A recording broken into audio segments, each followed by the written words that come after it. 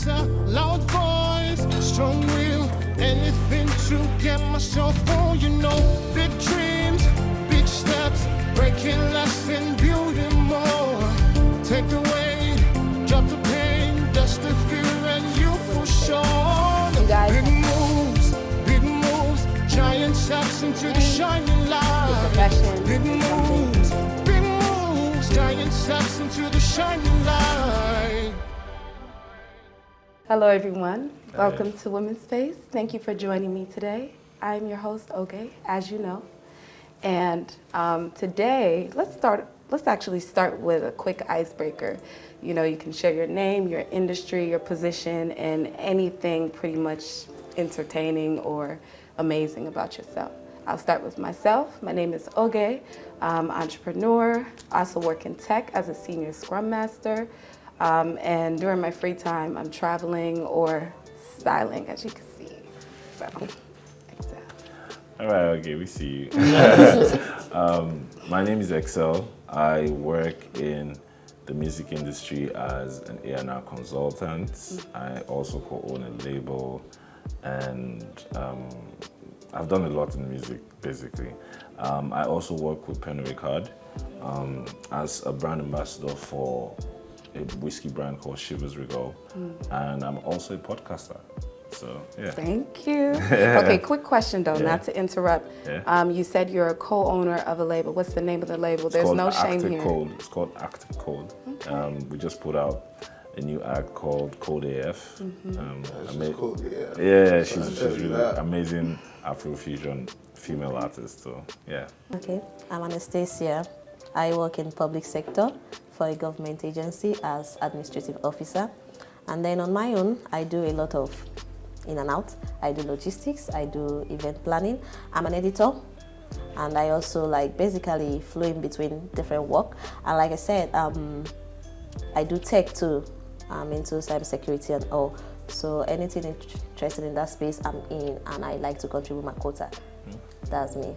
Awesome. Nice. I love it. Oh, tough to follow. My name is Dapo. I'm also in the music space. I've been for a while. Done a number of things from talent management to A&R and to events. So many different things. I work with quite a wide range of people. Right now, I work at YouTube. I'm the strategic partner manager at YouTube for Sub-Saharan Africa. And what that means is essentially managing our relationships with artists and labels, making them just as much as YouTube can help them to be better versions of wherever they are right now. I manage that, at least I help manage that for Sub-Saharan Africa. Awesome. Yeah. Hi everyone, I'm Ifeoma Nwobu. At the moment, I'm an entrepreneur and I run my startup called SenseStack. It's a mobility tech company where we create or we build infrastructure to help businesses in Africa meet their demands through logistics, obviously. And on my own, I'm also a fashion model and a creative generally. Okay. So, nice to meet everyone. Nice to meet you too. I love how everyone is so well-rounded. So before we get started, we will have our lovely waitress, Sarah, serve us some drinks, just so we can loosen up a little. Okay? Amazing.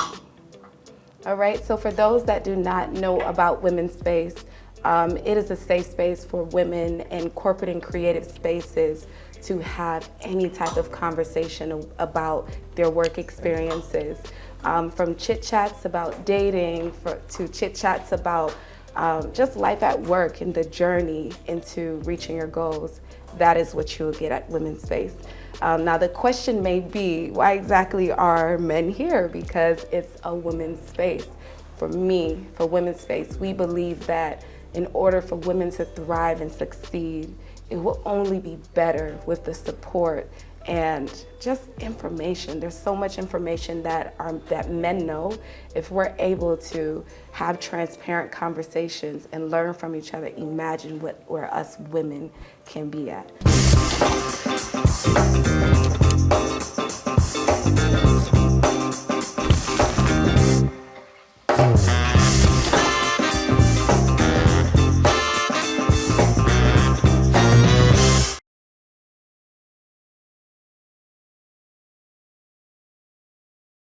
So, you guys, we're gonna have a conversation about workplace horror stories. Now, I know that if you have an experience that you know of someone that has experienced some type of crazy workplace experience, maybe it's not too crazy. Maybe it's just a toxic work environment. Maybe there was just unfair treatment. Maybe there was favoritism.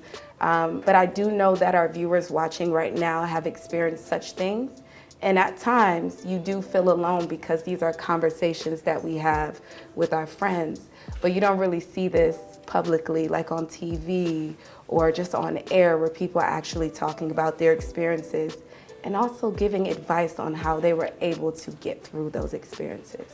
So I just wanted to start with a starter question on what makes a work environment toxic in the first place. You're laughing.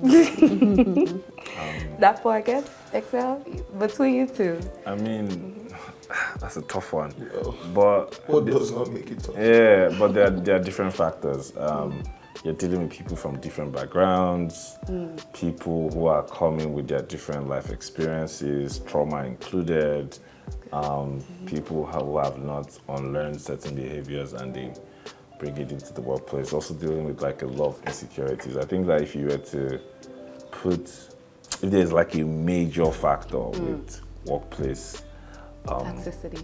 yeah, it's people having insecurities and not dealing with them.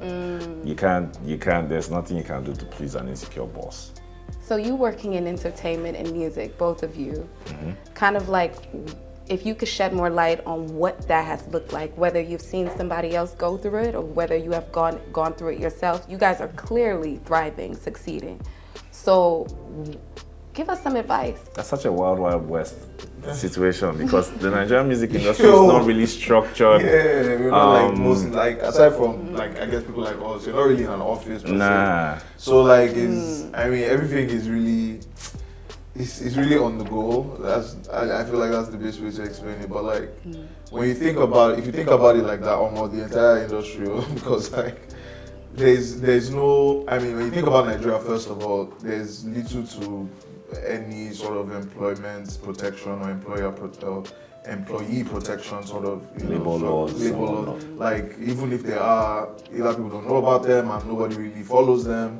So when you now have an industry that is actually, you know what? I always say that our industry is structured. It's just not structured favorably. Because technically there's a structure. Yeah. Right. You know who to go to. You know who to go to for work, but Yes. like it's just not the. I think it's just not an ideal structure. It's just not the most efficient structure for us. Not consistent So, for everyone. Yeah, and so when you think about that and how like it can be very informal, and so like there's a lot of room for anyhowness if you think about it. So it's really on the person to the onus is on the individual, especially like in our space I'm talking about. You know, the onus is on the individual to be a bit like a good employer because I mean when you have we've seen things. Yeah. Plus, you know, like where we are now in the music space in Nigeria, we are finally making money. For that guy, yeah. Yeah, we're finally getting Yes, yes. You know, the industry wasn't making a lot of. I mean, we're still not making a lot of money now compared to what was possible. But like Nigerian music industry is getting a lot of foreign investments right now. So people are calmer. Like 5, 6, 7, 8 years ago, it was really wild, wild west. Like anybody could get burned. You know, you could work and not get paid. That is still a thing. That's still happening, bro. Till now, but it's not as common as it used to be back then. So are you saying that in order to thrive in this particular industry and space, you kind of just have to roll with the punches and, you know, just learn and figure out when it's the time to address certain things? I'm just really trying to understand for our viewers on if they're interested in going into these industries or even doing what you guys are doing, how can they thrive? What advice would you give them? That's a very good question because, you know, generally, right, I'm sure we all have seen this whole Gen Z workplace conversation on how Gen Z people are very...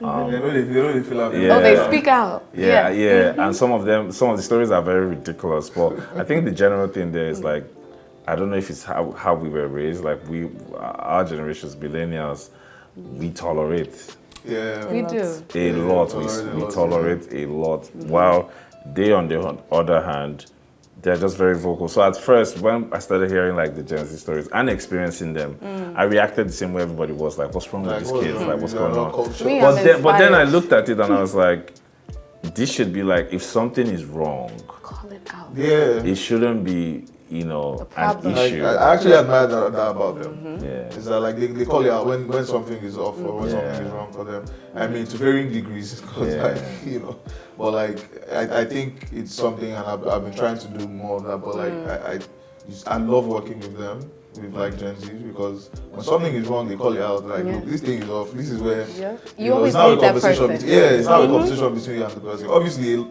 there's, I mean, some people misconstrue that for just being just outright rude. But like, still, they're saying what it is, the way it is, which like Excel was saying, I think for us, like this millennial generation of Nigerians, we really grew up and rolling with the punches. Just, rolling with the punches. Yeah, move on. True. Do you understand? Yeah. So Anna, let's switch gears a little. I know the industry you're in is male dominated. Can you talk a little bit about that? How you're able, even, you know, I don't want to expose your age, but you being such a young lady, how are you able to thrive, be respected, be taken seriously in these spaces? Because one thing I do know, even from my own personal experiences, you at times have to teach people how to treat you, because people would try you get me? But at the end of the day, you have to let them know how they're going to speak to you, how they're going to communicate, work with you. How do you do it? So the way I breathe. That was a serious thing. You know, I'm not like the private sector where you can like, you know, just do your thing. I'm in the public sector that is governed by rules. So many. In fact, we have a book of rules. So behavior there, it's like you are dealing with mature people. In fact, I would say I'm the youngest in my office. You are dealing with mature people. So you can't just come approach them and talk to them. Everything is respect. You speak is respect. You talk is respect. You don't respect me, you don't respect me. You just, I want to have a conversation with you. No, I have to meet at home. That kind of thing. So when he was talking about toxic environment, I think some people think, particularly in private, that their bosses are the ones mostly who are toxic. But in public sector, The employees your employees are toxic. to be fair, it's both ways, right? It's true. The It's boss like, can be toxic and the employee can it can be, but it's more, in the public sector, it's more like your colleagues. Your colleagues. Because, you know, government, it's seen as like, government job is no man's job. Like, if you are in the government sector, you can't be chased out. It's like if you're in the government sector, you are guaranteed your job. So everybody takes it like, now your papa work. You get, it's not your father's office. You do and go. Nobody puts in a serious effort, because nobody's going to issue you a query or a sack letter immediately you mess up. Yeah. So everybody acts the way they want to, and they make the environment unbearable for you. You come into an environment, you're working hard, you're putting in extra time. You're not receiving pay for even the extra time you're putting in, but because you know you have to do this to get things done well. And then somebody will come in and like, hey, keep doing what you're doing. Now when you're tired, you can't rest. You become like us. Like, keep doing what you're doing. When you are tired, you become like us. Then you see all this, your this is gara. Like, and then you start asking yourself like, why am I even putting the extra effort? When it's as though I'm overdoing it. Like, it's not supposed to be so. I'm being paid to come to work, so why should I sit around? just bare minimum. Like, just do the bare minimum. Like 4 o'clock, you go home. Like, and then government doesn't get results. It doesn't get what you want, and everybody's like, you have this idea that once you're going to government office, anything you see, you take. You'll meet somebody who will be there and writing and like looking at you and like, please don't talk to me, I'm busy. When she's doing nothing. Or somebody will tell you, I want to eat, wait. That's the kind of system we are accustomed to. So it's like workplace is like, don't go and overdo yourself. Don't do past yourself. Just come and do, everybody's doing the same thing. Don't show yourself and go. And then you start asking yourself, where is the room for growth? These are people who are not willing to accept change, because you know they're like the analog system. They're not like you. They don't think on their feet. They are like, some will even tell you that they can't really assimilate much anymore. Like, yes. So when you're talking to them, you have to explain to them why this thing has to be like this. Like, you just see the difference. Like, You have to explain to them why this is like this. You have to do this like this. Let's go digital. Then you'll be dragging files and papers and all. And then, if you do, last they'll say you need to pass yourself. That's where it hurts. Daniel was right. That's where it hurts. I think the most interesting thing about the public sector is they are the sector with the, in terms of like job security, the most secure. It's the job security that gives them that, like that pride to like, after all, my job is secure. COVID came now, everybody was out of job in private sector. Most people that couldn't work from home, but government, they're just receiving money from home. Bowling. Like, so anybody who is talking to you is like, government job is security assured. You have your job, nobody can take it easily. Not that it can be taken, but it will have to go through processes. So there's nothing like checks and balances, like you have to commit the worst of offenses to go out. Well, you can't try that with your boss in private. So, but when you come, like I came in from the private sector into government. So it wasn't easy to adjust because I was used to getting things done. Before you leave, my boss would be like, what have you achieved today? You have to give a breakdown of what you've achieved. But in government, man, everybody's looking for 4 o'clock. Where's 4?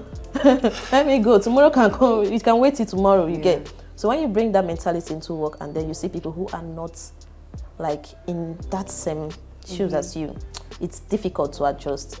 It took time. And if you're not careful, you'll fall into the system because that's what happens in the end. You just, okay, let's play along. Okay, so to summarize in one sentence, how do you thrive? You just explained all of the things aren't organized, lack of structure. How do you thrive? It's a structure, it's already there, it's hard to break. But I think what I do is, do I say I tolerate? But I sometimes put up a one-man show, like okay, this thing, let me just do it myself. So I try to ignore, I try to understand, I try to play along, and then I just try to do what I have to do, and then I make sure I'm fine, like I'm okay, I'm satisfied that I've done this to reasonable extent and I'm fine. Every other person can be away. If you don't talk to me, if you don't read me, if you want respect up and down, no, I just try to ignore you. I think it's just living in denial kind of situation. That's what I do. That's truthful. Okay, Ifeoma, entrepreneurship. You're new to the game, in a way, in this industry. Correct me if I'm wrong, logistics is male-dominated. Yes, it is. How is that going for you? I think for me, I try to see beyond Gender. men, That's women, good. age. I'm just like, I'm here now, so we'll all get with the program. But I'm going to go from the first question you asked, which is what makes a workspace toxic. I think the first thing is people putting their personal agendas ahead of the common goal. It's like, okay, I want to work in tech. I want to earn 500K instead of earning 100K, like maybe people that just finished school. But you don't want to put in the work. It doesn't add up, right? So you just come to work and that's like you're waiting till the 30th of the month to get your salary and go, right? But then if you put the common goal like in front of you and you're like, okay, even though I'm going to get my money, I'm going to get paid, the company needs to grow. We need to get to XYZ number of users by the end of the month. How does my role tie directly or indirectly to this goal? Someone else is not feeling too well. How much more can I do to just cover up for this? It's not you being used. So I think like the first common issue that I've noticed in my experience is just people putting their own personal agendas like ahead of a common goal. So when you're able to be selfless and think about how what you do or don't do affects the next person or everyone in general, then everybody becomes more introspective enough to do what needs to be done. And then the second thing would be lack of communication, or like a space where you cannot openly and freely communicate. And I know it's easy to tell people, you can talk to me anytime, but what you really do in the day-to-day, when someone comes and shares a struggle with you, how do you respond to it? So for example, I know women, we go through a lot of like body changes during the month, hormones and all of that. If someone comes to tell you that, is your first reaction, or do you just not want to do this work? Or do you take time to understand, the pain they're going through and all of those things? So I would say those are things that generally, like create toxicity and like Excel said, insecurities, right? If you're always feeling like someone else is talking during meetings. Me, am I not good enough? But it's like, just bring your ideas, like, you know, and make sure you're actually bringing ideas that matter, right? And then in terms of succeeding or like thriving in a male-dominated industry, I think for me it's very interesting because I'm Gen Z, I'm 23 years old. I never like shy away to say that because I feel like there are people who need to know that, look, it's possible to be this and also be this. Be proud. And also being like a C-level executive, I think it's very important to not victimize yourself before you start playing the game. That's good. Like, That's good. don't enter any space, any industry with a victim mentality. I'm not saying don't be aware of the problems, but don't carry it on your own head. Even before people do anything, you're like, oh, are you doing this to me because I'm a woman? Are you doing this to me because I'm young? Even, I'm going to make a Bible reference, I hope that's fine. Even like the Bible says, don't let anybody look down on you because you're young. So it's like, yeah, you can be young, you can be like all of these things, but do not let anybody look down on you.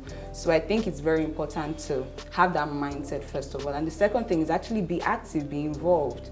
Like, I remember I joined the company just as an employee, so I was not always like a founder, and I like found my way up there because when I came in, the first thing I was like, we're changing the name of this product. It doesn't sound nice for the kind of audience. What was your original position? I was just on the growth team, and then I eventually became like the lead for growth and then head of growth and then now COO. So there's like been that transition in the span of 2 years, and normally this is what people spend maybe 5 to 10 years, you know, trying to achieve. So the first time I came, I was like, okay, we have to do this, we have to do that. So I know people come in meetings and there's like this banter on Twitter, oh, can you see my screen has resumed and all of that, but can they see your screen though? Like, can they hear your voice? You should be able to talk and as well as listen to other people. So I think just also taking bold steps, don't be afraid to make mistakes. Don't like dwell too much on what mistake you made, maybe when you were learning. I can tell you for a fact that there are mistakes I've made like leading people, but it's all about just being reflective every single day and knowing that you know, you're learning on the job, you're learning as you go, and you can also take feedback from every and anybody so that you can improve yourself. So you're in such a powerful place because we shared the same role previously. The company that I co-founded as well, I was COO. One thing I loved the most about being COO was, I mean, not only my job, but being able to be a partner, an owner of a business. You have so much say and impact on the culture. So I'm just curious for you, based off what you have heard from everyone, what you have seen, and maybe even have experienced, how are you incorporating, or are you incorporating, you know, just positive components to make a healthy work culture for employees and colleagues, even on a partner level? How are you establishing that healthy relationship, those boundaries? You know, just like you said, when somebody starts to put in their own agenda, that's when things start to get blurry and then it could turn toxic. So, you know, just for women that are interested in entrepreneurship, anyone that's interested in entrepreneurship, doing what you're doing, how have you kind of added in your own special touch to things? Yeah, I think culture is a very interesting conversation because no shade, but I feel like sometimes we think culture is having like a table tennis court in your office or like like just a lounge section where people can sit and like just, but that is not culture. Culture is first of all what you allow or disallow from day one. There you go. You know, when it starts with your hiring process. How do you even think of employing people? What are the values you look out for? What are the questions you ask during your interviews? And then your onboarding and training. How often do you train your staff? A lot of people hire and then train for 1 week and that's it. But like onboarding, culture onboarding is actually a lifelong process, right? Because you're going to be bringing in different people from different backgrounds. So it's like training a baby, you know, like from day one. So it's important to, you know, like just have that shift in our mindset to know that culture is what you allow or disallow from day one. And then obviously there is now outward or physical expressions of those things. How if you hear that someone on your team took a 30-minute break to sleep or to rest, especially now with remote work, how do you react? Are you really expecting people to, you know, be on their feet from 9 to 5 working for you? And then there's also a room, or like, having one-on-one meetings with your employees regularly, just like check-ins, weekly, bi-weekly, monthly, however frequency, you know, whatever frequency works best for everyone, right? So having those meetings where you're not necessarily talking about strategy or product or growth or marketing or blah, blah, blah. You're talking about them.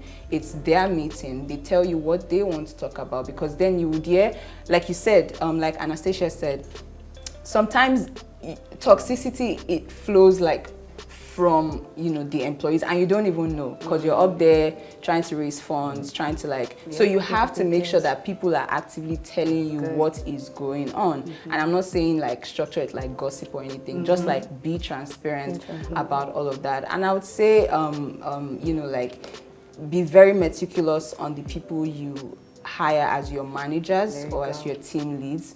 They are the ones who ultimately like determine, you know, what culture spreads across your organization.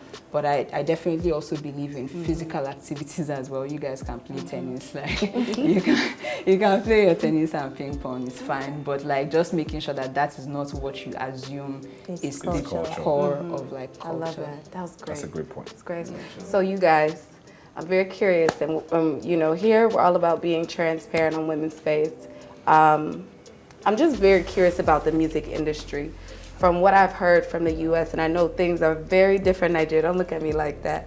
But, you know, I hear about the gender bias or some of the experiences women may experience. I know it's like, boom, we're gonna put a heavy word on here, but possible harassment, or women trying to be coerced to do things in order to get certain opportunities. Now, I'm not saying if this is something that you know, but is this something that is truthful that takes place? And how can our men that know of these things kind of help stop these things? It's a heavy question, I know. I mean, it is true. These things happen in our industry here in Nigeria. We've seen numerous cases of and this is even beyond, because I think that when people talk about this a lot of times, the mind is that this happens to female artists, but it happens to like all the women in the industry, in the music industry. Like, like there are cases of a frustrated artist. Maybe he has issues with his label. I'm using this as an example, but this is actually something that happened. And when I'm done with this example, Dapo will laugh because he knows about this. A frustrated artist having problems with his label, and you know, starts to just frustrated generally. You know, he's sleeping in the office. He's, you know, and there's like a female staff that's like, "Hey, my man, what are you doing? You shouldn't be sleeping here. You should be doing this in the office." And he beat her. There you go. Like, I wasn't expecting he that. beat her. Right? Like, and things like this happen and they get even like swept under. There's also there's also situations of like, I mean, the female artists, and I don't even have to go into that. Like, producers want to sleep with the female artists for beats. Even when you have money, it's not like, you know, men can be very unfocused. My God. You know, disturbing them for beats, disturbing them for radio plays, like, oh, you want your music played on the radio, come sleep with me. You want your music played on TV, come sleep with me. Like, this is a thing that has been happening. I will say that it is reducing, right? And I think it's reducing because of women. The industry now is changing because globally, like on a global scale, women have taken a stand against a lot of things, right? And I think that the biggest lessons I've learned from like things like the Me Too movement, the feminist movement in general, is how a lot of men were very ignorant. Like they didn't see those things as wrong. That's problematic. It was just life. Like they saw their dads do it, they saw their uncles do it, they saw their brothers do it. It's normal. Why are you complaining? You just sound like it's normal. Like something as simple as catcalling. It's normal to like. If you're a regular guy, you're going to school, you saw like your seniors in school do it, you saw the bus driver do it, you saw people in the market do it. It's just regular life. Like, why are you making a big deal? We're just having fun. Like you should even be proud. Do you understand? That Yeah. you are Right, that fine. I'm So- calling you. You know, it's the same way too. In the music industry, like a lot of men came in and they're like, you know, they saw It's the culture. the artists they look up to or the producers they look up to do stuff like this with women. And they're like, oh, okay, this is the norm of the day, you know. So it's cool. But that has started changing because people started taking stands, people started coming forward. I don't even think we've had a lot of coming forward from our own industry yet. But people started working on things because globally, even here in Nigeria, like women started taking stands. And I think that, I don't know, I feel like sometimes people don't know like the ripple effects of all these things that women have done, like the protests, you know, speaking out online. The ripple effects are very, very, very huge because people are seeing it, even if it is, first of all, fear of let them not expose me, let them not drag me. It shares something, it has reached somewhere that, okay, maybe you don't see it as wrong yet, you see it as, I don't want wahala, right? Yeah, or, I mean, I know people that have lost, my goodness, I know people in the music industry that have lost jobs because of stuff like this. I know people that have lost money they were going to get in the music industry because of stuff like this. So there's this general consciousness that, hey man, if you're working with women, come correct. Like don't. It's still there, but it's not as bad as it used to be. And I think that the steps to putting an end to stuff like this, I think generally, on a general level, people are just not good. Wow, I wasn't expecting I don't that. know how else to But yeah. break it down, but people, like a lot of people are just not good people. I mean, it's Deep down, right? Because there are certain things you wouldn't do to your fellow human beings if you were a good person. The reality is when you're dealing with people that just aren't good, they're able to behave if they're being held accountable. Yeah. actually, Yeah. So, you know, and so people, we need to, I think we need to hold more people accountable because we need to be able to say, so before, right, let's say, let me give like a random example, like let's say we're having like a music camp. So a music camp is a situation where like a house or a space like this, the artist goes in for like a week, 2 weeks, brings in producers, brings in songwriters, Got it. and they're working And they just back work to all back. day. All But it's a different very informal, it's not like you're in the record label creative studio. session. Yeah, it's really Yeah, creative. exactly. I So like people are Just a melting drinking, pot people of are creators and people are creatives. drinking, people are smoking, you know, and you see like situations where, because it's very informal, right? you Lines know, start to. yeah, lines start to blur. Yeah. You know, the session has finished. There are different rooms. Like people sleeping. People Like, like the house is yeah. taken for that Exactly. period. like a People multi-room sleep, house and you people know, are and sleeping there. people are set up drinking, and different someone's like, recording "Oh, stations. let's go to let me go and see the female artist in her room. Or let me go and see the female producer in her room." You know, and one thing that happens is, you know, a lot of times in situations like this, I mean, now I think women are bolder, but in situations like this before, women will like be finding like the polite way to tell you to go. I can tell you myself that's what I was doing. Yeah. I've been in those situations where I've been unprofessionally approached, and because of the dynamic of the relationship, professionally, you don't want to hurt the male ego, where it possibly could affect your job or just make that relationship very awkward. And us women, we're so cognizant of that, and we don't want to risk it. So we're kind of dancing around it. But for those men that are doing that, they're looking at it as if, are you being shy? Like a cat and mouse. You get me? Yeah. I'm not playing hard to get. I'm not doing shakara. Like, I'm being kind and professional right now. So, you know, I'm not to hit you guys with these heavy questions, but I know what us women are talking about behind closed doors. But when you guys know these people and see these people, or if it ever were to take place in your presence, do you guys call them out? I mean, I do. I do, and I know the people I work with, we do. Just because I think that, so me personally, this might sound a bit crazy, but I do my best to keep people who are godly around me. Not necessarily religious, but moral. But godly, you know. Fear God. Fear God, do you understand? So that's why I surround myself with.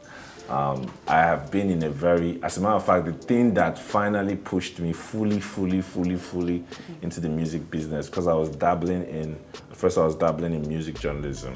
Yes. It was MI. Shout out to MI. It was MI that was like, hey, you need to get into the music business, find a way. And I used to work. I was writing for freelance for music blogs, and I was working in a creative agency as a copywriter. I started out as a social media handler, and then the copywriter resigned, and they're like, hey, congrats. You also do this now. And it was like, as always, it's a one-man business thing. And one day in the office, so I had no idea, like I had like a partner in the office. We sat together at the same table. We had become friends, you know, because we traveled a lot with the brands we represented, and we've had a lot of experiences, so we were tight. And I had no idea that the boss had been sexually harassing her. I had no idea, like zero idea. And one day she's just like, I'm going tomorrow, like I've resigned, and tomorrow. I'm like, what?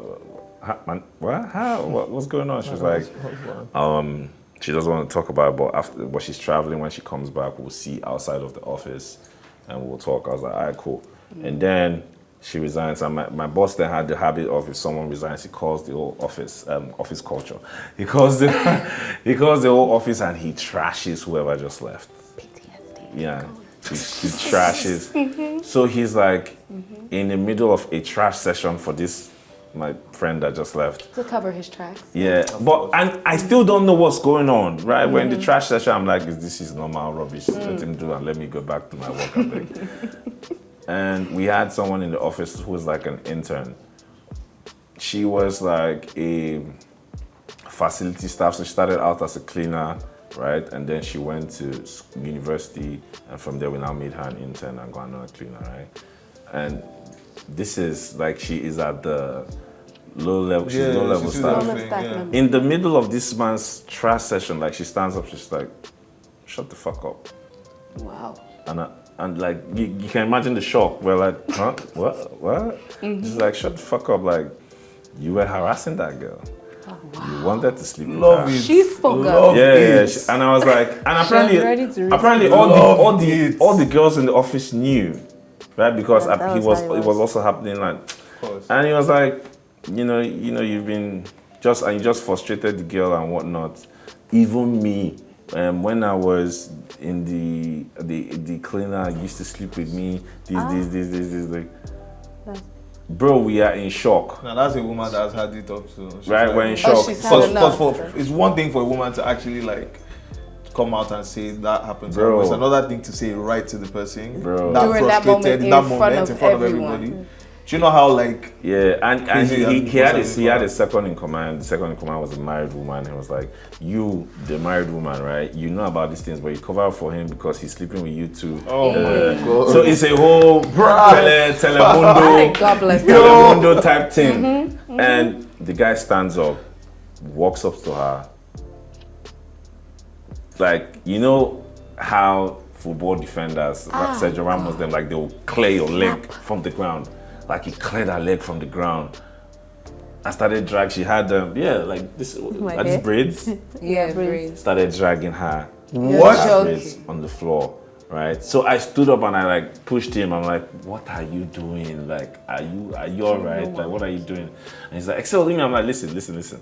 I don't even know if what was just said is true, right? But you don't do that. First of all, you don't do that. Second of all, you are a boss. All you need to say is get out. You're fired."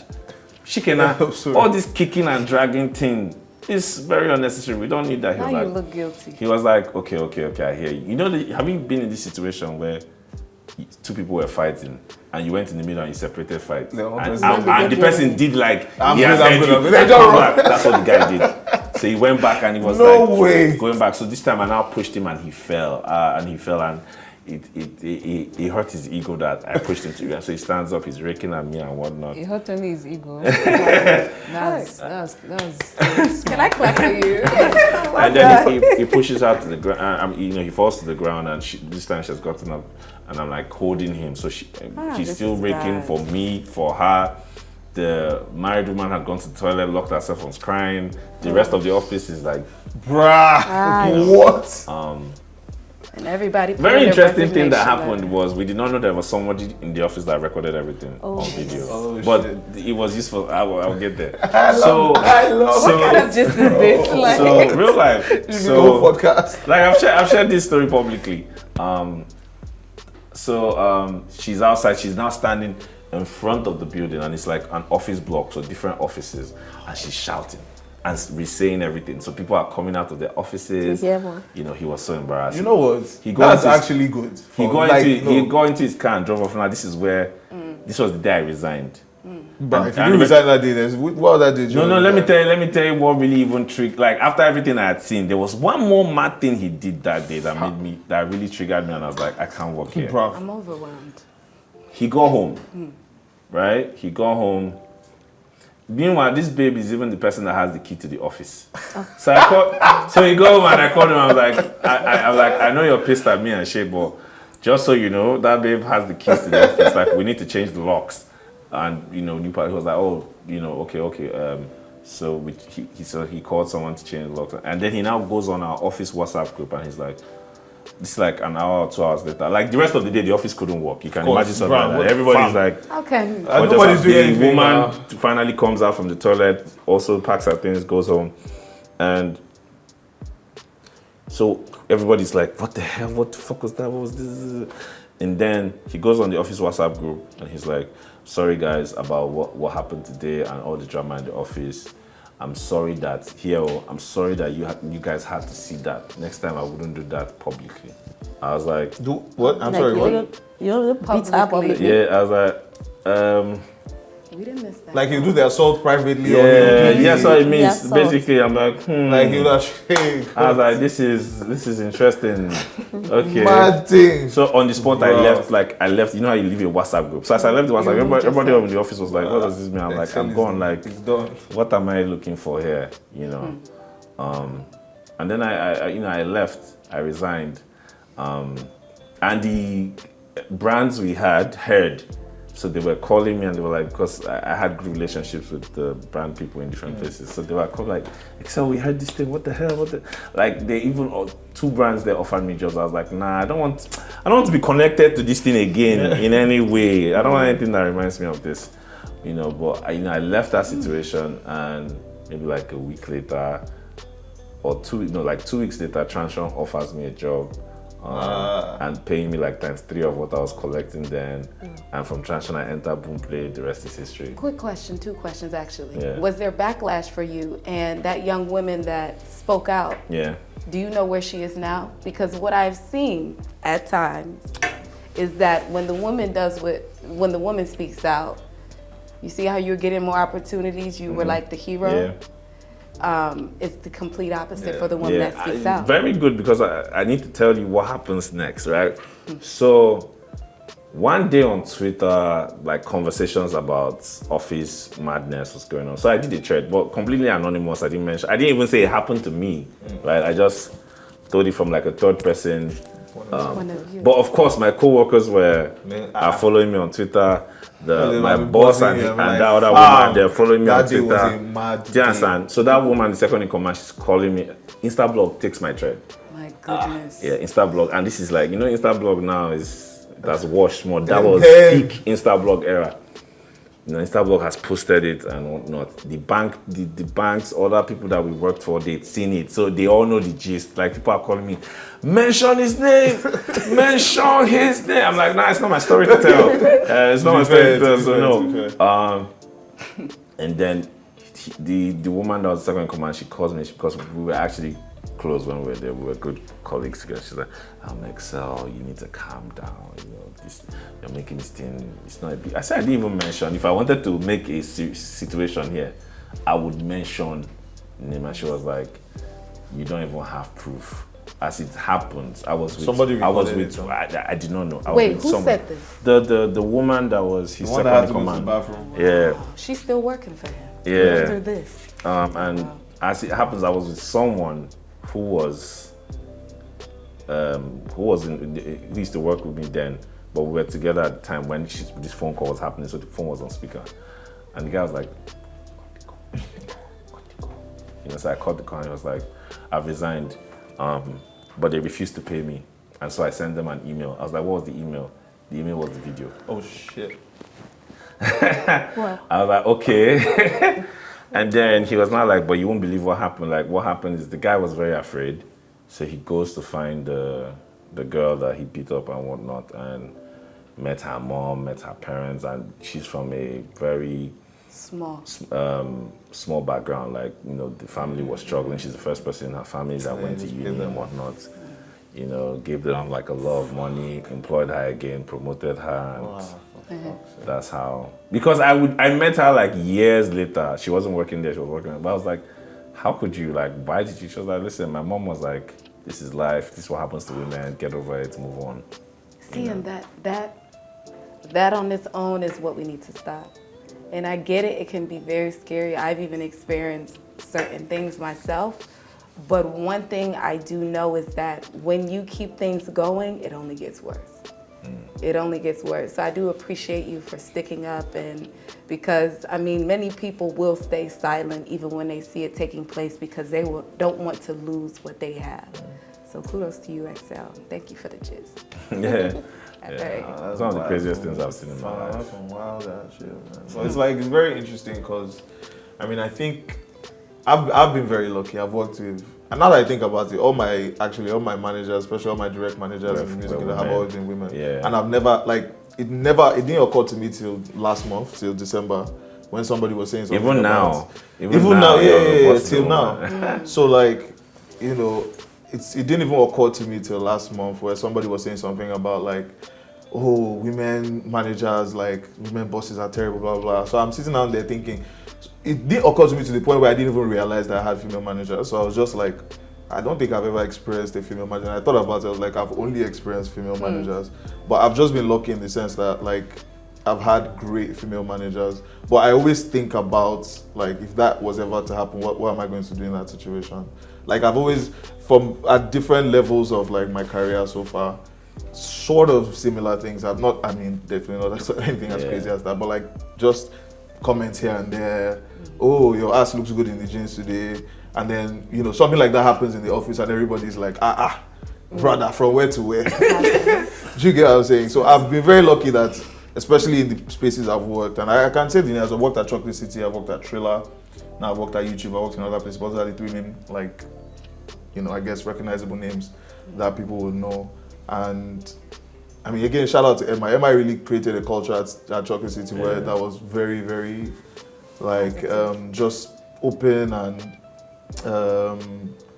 very sort of community oriented, and kind of in a way where every once in a while we'll talk about things like that and be like, what are we doing as guys? And I think working there with MI at the time helped us, or at least helped me realize that you always, the lives we live are very different as a man and as a woman, right? Regardless of whether we have 2 eyes and 2 hands and 2 legs and whatever, but we live vastly different lives. Different I walk into a room and nothing is scaring me. Nothing. Do you get me? I walk into a room and it's just, you guys are just people, you're human beings. But a woman walks in that room and she's thinking, okay, how many men are here?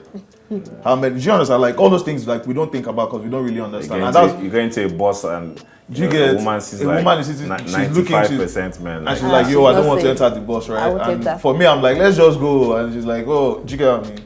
So just first of all, understanding, and I think working with like you were saying about family, company culture, it came really from him. Not necessarily he was pushing it on us, but when you see how your boss behaves, you're like, okay, this is how you know, we should like, I'm not going to say, but I've seen him really stand up for like, Yeah. you know, I mean, there was this particular situation where something happened and we like went to his house and we were passing the situation and like, it was like, I think in that moment I was like, all right, we really need to do better as human beings, as like, for men as human beings, we need to do better. So like, I've always been sort of in that, how is my experience different from, because clearly I'm seeing it as, like you said, as a normal experience. Yeah, I go just into living work, I life. do my job, I'm out. But like there's so much else that goes on with women, aside from the way they have to interact with the world. Yeah. There's things like women have periods. Yo, I just recently found out, I should look at the camera. I just recently found out about I'm telling you, this thing burst my brain. And the person that told me, you know, shout out to you for informing me about this thing and educating me. I just really found out about ovulation pain. Brother! Excel.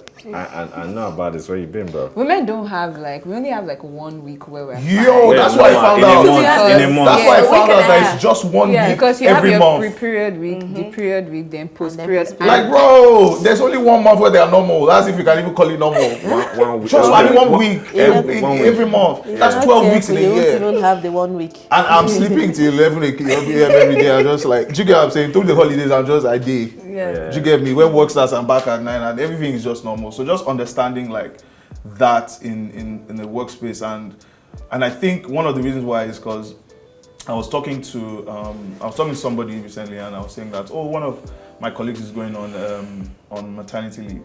Yeah. And so I was saying, oh, she's going for, you know now, she's going for 12 months, so she's not going to be back till 2024.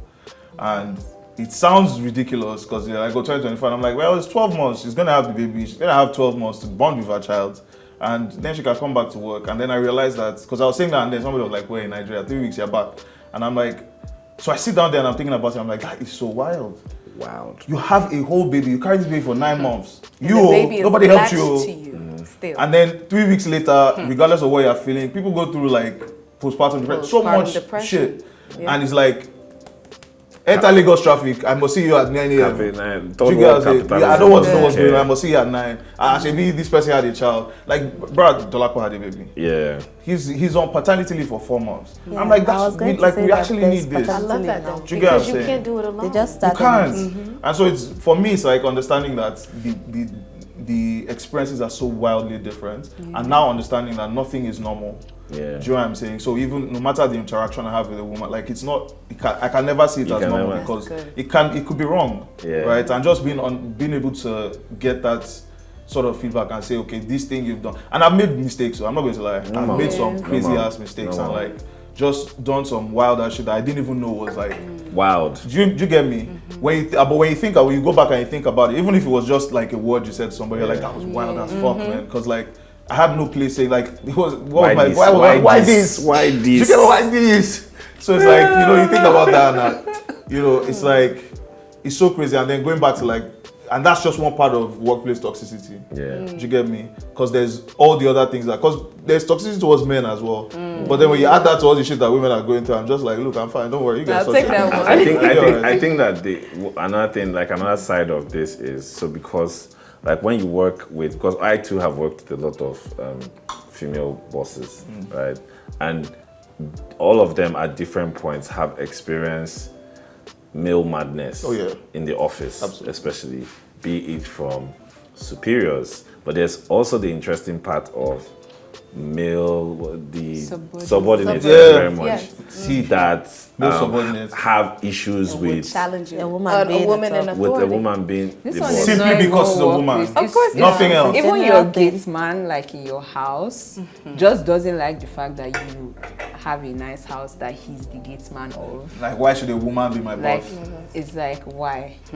Or like even going out. When I was, you know, one of my exes would, when I realized it, would always go out, and when somebody, like when we finish it and I'm like, why did you give her the check? Why are you giving me the check? Yeah. What makes you feel like Or you that? would obviously pay and they'll say thank Sure, you, that's sir. You get. Like even when you're the one that you Paid, they say thank you. I'm telling you, like Oh. shit. Yeah. Yeah. Like They so, we used to, me and my assume ex, it's we the used to man that date gave where the I'll woman be the like, money. no, she should pay, even whether I'm like giving her the money back or whatever, she should pay. And I want to say 5 times out of 10, even when she pays with like a POS and everything. When they tear out the receipts, they give it to They'll me. give it, yeah. Instinctive. And I'm like, but why did I pay for the thing? Instinctive. Give the person Where I was even going is, so now because that thing in itself is a form of trauma. It's a form of How so? It's a form of On the man's part? no, Think they to got the yelled woman. at? Oh, to yeah, the yeah, woman, of like course. when you have like subordinates that don't respect, like you've done everything to earn your position. Yeah, you Yes. don't even Right? more than a man in And the same somebody position. is just messing around with you in the office just Because because a woman. yeah, woman. And then what now happens is I always Carry it tell now. yeah, you carry like they carry it, right? So Yeah. then when a new man comes into the space, just because they've seen too much madness, Set everybody Automatically. there. they Fire come that guns person. blazing at Yeah. you Like from the you. jump. Yeah. You know, so I've had some female bosses that from the jump, hey, don't mess around. I'm like, somebody don't show this person shaggy. So she's expecting that. Yeah, You do the yeah, same yeah. or So something. until you like prove that you're not a mad person, they're like, okay, we're just checking. Yeah. Just I mean, checking. it's crazy like that. I remember I have a really good female friend now. You know her. I remember I met her through work, Yeah. and we were working in the same space at the time. And I remember the first time I met her, maybe like a week or two after I met her, just the way she was interacting with people. And I said to her, now in hindsight, I realized that could have been a problem. Yeah. But I said to her, oh, we're going to be good friends. Like, we're going to be G's. And she was, now that I think about it, I realized that she probably was like, who is this weird ass nigga? Like, bruh, why? We're just in the same space, bro. And I was like, no, we're going to be G's. And that was what I said. And I just pissed her. And I was like, now we are. Yeah. Right? But like, I realize now that saying that as a man saying that to a woman, that is problematic. It could Do come you off understand? weird. Like, It's true. it could be problematic, even though I really just wanted, because I saw the way she had like been interacting with people. And I'm like, oh, this person seems like somebody that's Good on my vibes. wavelength. Yeah. Right? So like, and not anything ulterior. Just I was like, oh, we're going to be guys, and I say that to guys all the time when I meet them initially. I said it to Diola, I was like, we're going to be guys. Yeah. Well, just to kind of wrap things up, even just being here, one thing that I heard people always say is women supporting women. But, you know, I'm just curious for everyone sitting here. One, how can women support more women? But also, how can our men support more women? So if we could go around and wrap things up with that. For me, even creating women's space, that's me supporting more women, because I know for a fact, just like we just discussed, these workplace horror stories that women just like you, just like us maybe, if you've experienced such things, or other forms of horror stories that could be bullying, that could be, you know, verbal abuse, so on. It doesn't even have to just be harassment, but these things take place. So just creating a space where women could feel open and comfortable enough to talk about such things. And as a bonus, see our men like you two also talking about it and supporting us. That on its own, I believe, is women supporting women. So Yeah, I think for me, number one form of support in workspace context is give me money. like invest, and I'm not saying that, Wow. like Invest in investments, female like, because businesses. right now in Good. in tech, like there are more VCs that are like men.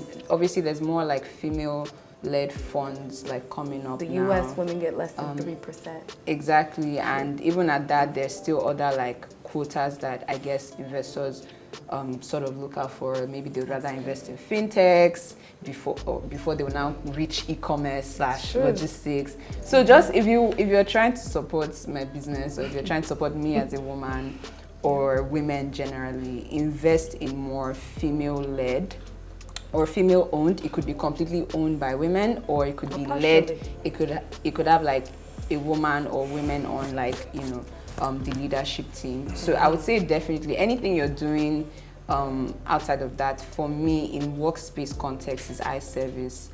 Because at the end of the day, you know, money is what stops nonsense. That's what it is. Like, Cool. you know, like if I don't want to be in this position and like be going through all of these things and still be begging my employees or staff, please, we can't pay salary this month, God forbid.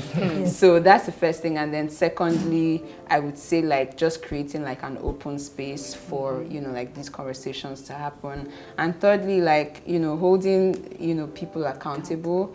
I get like the whole embarrassment, you know, thing is now a factor, but I'd like to see more actual, like, I don't want to call it punishment, but consequences, right? Like because that. the thing about shame is like, after some time, you would stop to feel the shame. It's and true. is that just it? So if you're going to go to jail for 3 months, I'd like to see that happen. If you're going to go for 6 months or 1 year, that's fine too. No go too bad. So when you come Something out, light. we'll happily accept you back into society. I'm not going to hold it against you for the rest of your life.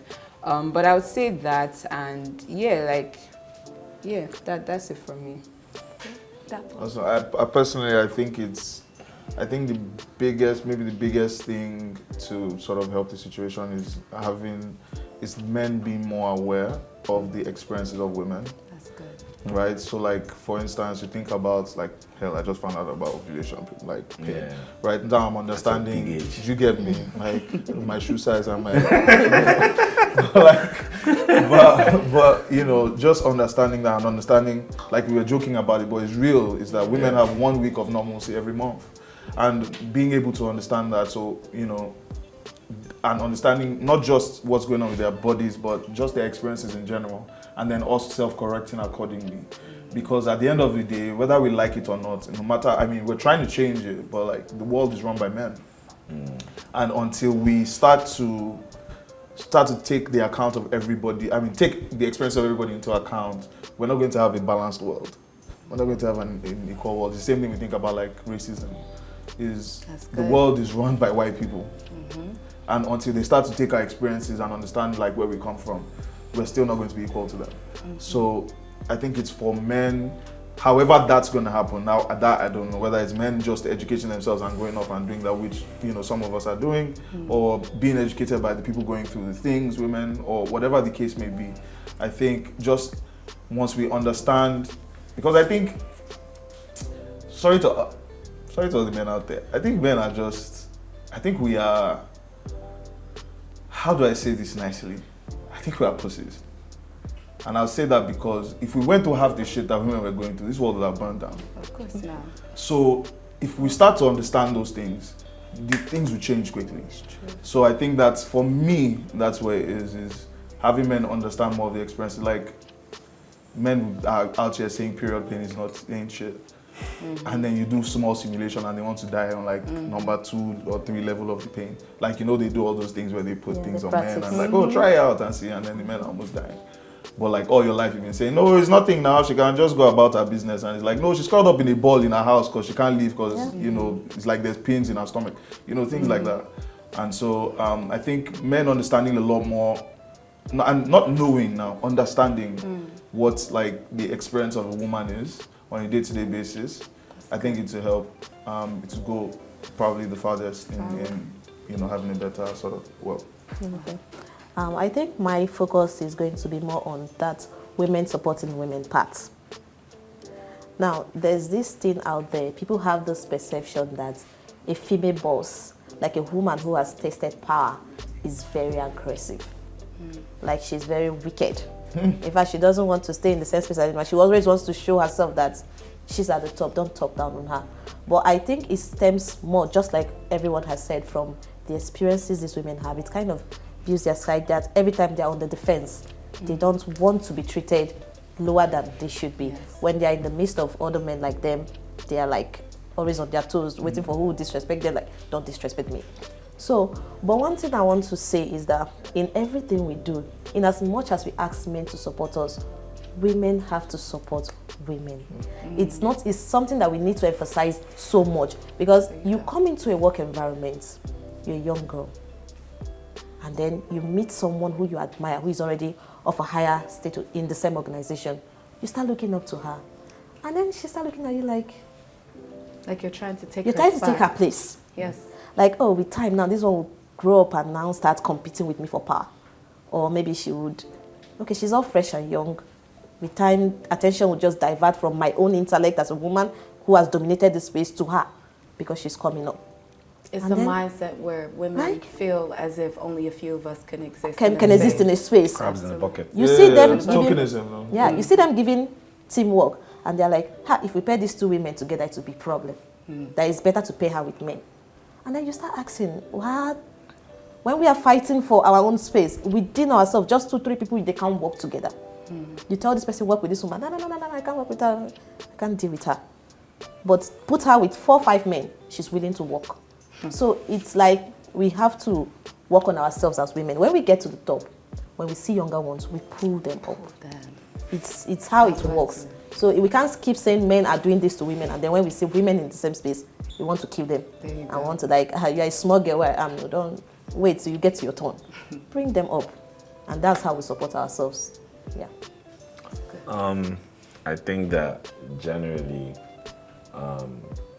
in the aspect of supporting women generally, being women for women or men supporting women, I think that the first thing it should be is that it should be genuine.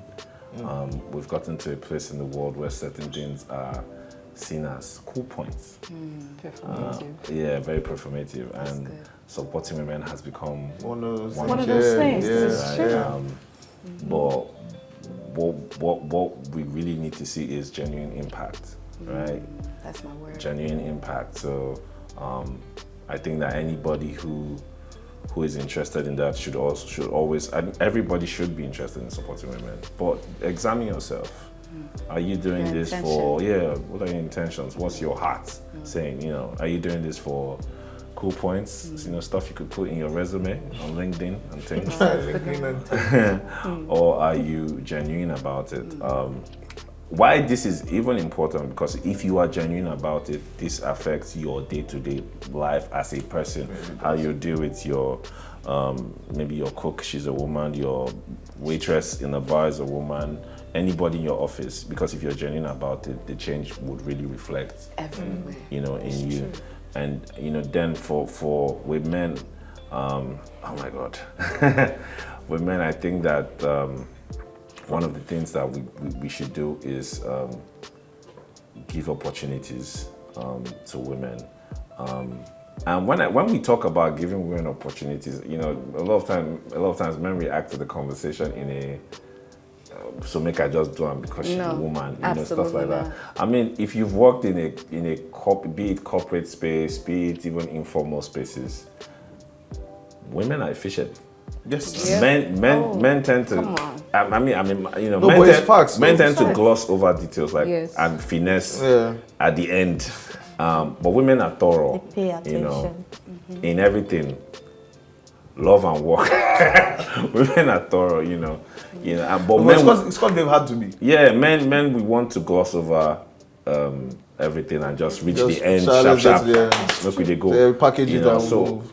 When you work with women and you see like how effective or efficient they are, you are going to want to keep doing that because women are good at what they do. You should work with people that know what they are doing. As always, right? We should also learn to give people opportunities to grow. I mentioned earlier that I co-own a label. So how it started was I met this female artist 2020 and I was like, you're really good. We could work together and stuff like that. And she was like, oh yeah, sure. We could work, you could sign me and stuff like that. And easily I could have done. I was like, nah, let's be partners, and it shook her at the time because nobody has ever said that to her, but now we're partners, we put out our first release, is doing so well, so she's like, yeah, thank you for that, like, I have a say, like, I'm not like every other person out there. That's the perfect example of you not handing somebody something, but you seeing talent and presenting an opportunity for someone. You guys, and just to wrap this up, I hope this conversation encourages you all to not only be women and support women, but see that there are so many men supporting women. So thank you so much for joining us on Women's Space, and we'll see you next time.